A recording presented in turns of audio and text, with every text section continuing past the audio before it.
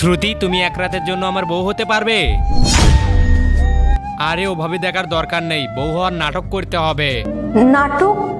আর আমি মানে? অ্যাকচুয়ালি কাল রাতে আমার বস আসছে ডিনারের জন্য, আর আমি না অফিসে মিথ্যা কথা বলে রেখেছি যে আমি বিয়ে করছি। তো সেই জন্য তোমাকে আমার একদিনের জন্য বউ সাজতে হবে, প্লিজ। আচ্ছা ঠিক আছে। আর আমি না একটা ভালো শাড়ি নিয়ে রাখবো, তুমি এসে ওই শাড়িটা পরে নিও। ঠিক আছে, আমি এখন আসছি। ঠিক আছে, যাও। স্যার আসুন, ভেতরে আসুন।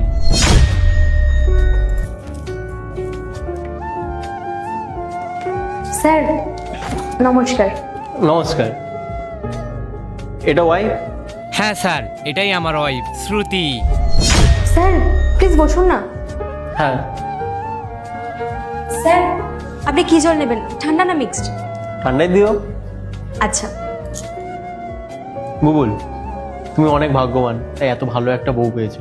স্যার শুধু আমি লাকি নই, ও লাকি যে আমার মতো একটা হাজবেন্ড পেয়েছে। বলছি খাবার রেডি হয়ে গেছে, খেয়ে নেবে চলো। তুমি শ্রুতি, কি করো তুমি?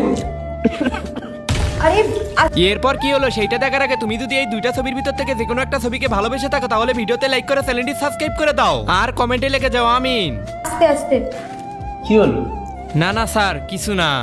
তো শ্রুতি বলো। স্যার আমি রান্না করি। বাহ। মানে আমার হাজবেন্ডের জন্য রান্না করি।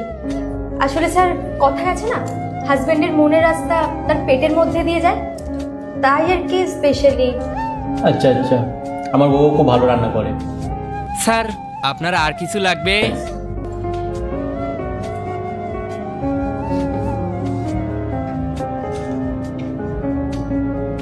থ্যাংক ইউ স্যার আসার জন্য।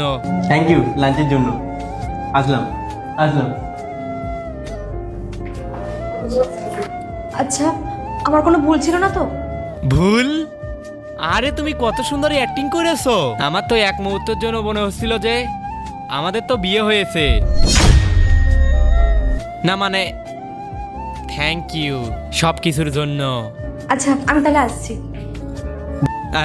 এক মিনিট, তুমি এই ড্রেসটা পরে বাড়ি চলে যাও না?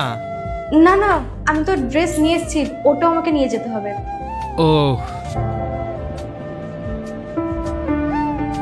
আমি এখনো বিয়ে কেন করি না? বিয়ের কথা শুনলে এত ভয় কেন পেতাম? কেউ আমার বাড়িতে অপেক্ষা করবে। নেক্সট পার্ট চাইলে কমেন্ট করো।